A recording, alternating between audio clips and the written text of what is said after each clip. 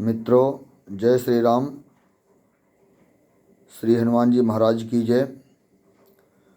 मैं ये अपना बात रखना चाहूँगा कि जो भी यह व्यक्ति कहते हैं कि बागेश्वर धाम गलत कर रहा है, बागेश्वर धाम चूतिया बना रहा है, ऐसा कुछ नहीं है। ये माइंड रीडिंग का खेल है। तो वो लोग गलत हैं जो ये कहते हैं कि माइंड रीडिंग है, सिद्धि तपस्या इत्यादि नहीं है। यानी कि यह वेदों को गलत साबित करना चाहते हैं। और हे हिंदुओं, सब सचेत हो जाओ, सब बुद्धिजीवी हो जाओ, सब होशियार हो जाओ। एक तरफ ये अपनी जान बचाने के लिए यह भी कहते हैं कि मैं हिंदुओं को टारगेट नहीं कर रहा हूँ, लेकिन ये माइंड रीडिंग है, मंत्र तंत्र कुछ नहीं होता। तो मंत्र तंत्र यदि कुछ नहीं होता तो जो वेदों में लिखा है, हनुमान चालीसा में लिखा है कि भूत प्रेत निकट नहीं आवे, महावीर जब नाम सुनावे, नासे रोग हरे सब पीरा, जपत निरंतर हनुमत वीरा। यानी कि देवताओं का नाम जपने से रोग भी खत्म हो सकते हैं। खत्म मतलब नष्ट नहीं किया जा सकता, लेकिन उसकी मात्रा कम की जा सकती है। यानी कि आदमी को ज़िंदा रखना है तो कम मात्रा में भी खाना खिलाएंगे, लेकिन ज़िंदा रखना है तो कुछ न कुछ खिलाना पड़ेगा, तो ही ज़िंदा रहेगा। ठीक है ना। और भर पेट खिलाते हैं तो अच्छी बात है, मतलब हॉस्पिटल चले जाएं, संजीवनी का आधार ले लें, वो अच्छी बात है। तो उसी प्रकार से अगर भूत प्रेत नहीं होते तो शास्त्रों में हमारे यह वर्णन जो है ये कहना चाहते हैं कि शास्त्र गलत हो गया। यानी आज के ये पैदा हुए आदमी सही हो गए। जो विद्वान ऋषि मुनि श्रेष्ठ लोग जो हनुमान चालीसा को लिखे, जो वेदों को लिखे, उपनिषदों को लिखे, रामायणों को लिखे, वह उनको ये गलत ठहरा रहे हैं। इनके कहने के मुताबिक तो यही गलत हैं। और भूत प्रेत यदि नहीं थे तो फिर हनुमान चालीसा में वर्णन क्यों है? भूत प्रेत यदि नहीं थे तो शिव जी की गण कौन है?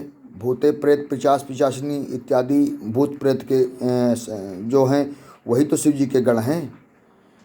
तो यह एक तरफ कह रहे हैं कि होते नहीं, एक तरफ कह रहे हैं कि मैं सनातन धर्म का सम्मान करता हूँ।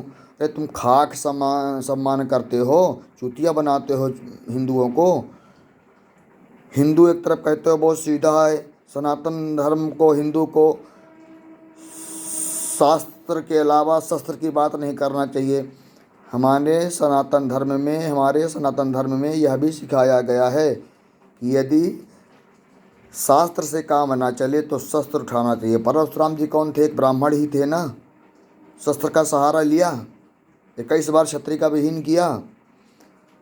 तो हर जगह हर चीज़ का प्रमाण है।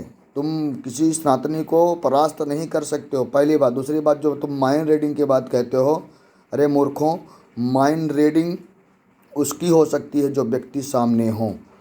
और बागेश्वर धाम महाराज क्या करते हैं कि 3 लाख के बीच में किसी भी व्यक्ति को उठा के लाओ, ये पत्रकारों को कहते हैं, और उसके पहले आने के यहाँ लिख के रख देते हैं। जितनी बात वो बोलता है उतनी बात उसमें पहले से लिखी हुई होती है। तो माइंड रीडिंग कैसे हुआ? इसको कैसे कह सकते हो कि माइंड रीडिंग है? माइंड रीडिंग के लिए सामने अगर नहीं आपको इतना अपने ऊपर विश्वास है कि माइंड रीडिंग है, तो ऐसा कोई तर्क दो, करके दिखाओ कि माइंड रीडिंग है। 3 लाख के व्यक्ति के बीच में किसी व्यक्ति को कोई दूसरा व्यक्ति उठा के लाएगा, तुम एक पन्ने में 10-5 लाइन में लिख करके रख दो, और सामने वाला व्यक्ति जो पूछे वही तुम्हारे माइंड रीडिंग में होना चाहिए। तुम बोलोगे नहीं, एक नंबर तुम लिखो, मैं बता दूंगा कि वह नंबर तुमने ये लिखा। अरे हम एक नंबर क्यों लिखें? ज़बरदस्ती तुम मुझे क्यों खिलाना चाहते हो? मुझे खाना मेवा है, तुम खिला रहे हो जलेबी। नहीं खाना जलेबी, मतलब कहने का मेरे कि मुझे एक ही नंबर क्यों लिखना? एक नंबर तो कलम के इशारा से भी लोग समझ सकते हैं, निगाह के इशारा से भी समझ सकते हैं, हमारे सोचने के आधार पर भी समझ सकते हैं। एक अक्षर तो बहुत मामूली बात हो गई। क्या जितने बागेश्वर धाम में जाते हैं सब एक ही अक्षर पूछते हैं क्या? 10-10 लाइन, 20-20 लाइन में भी लोग पूछते हैं।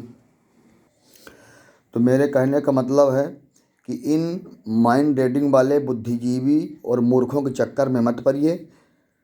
भूत प्रेत सब कुछ होते हैं, सब कुछ होता था, इसीलिए पुराणों में लिखा गया है। भूत प्रेत का इसीलिए वर्णन आया है।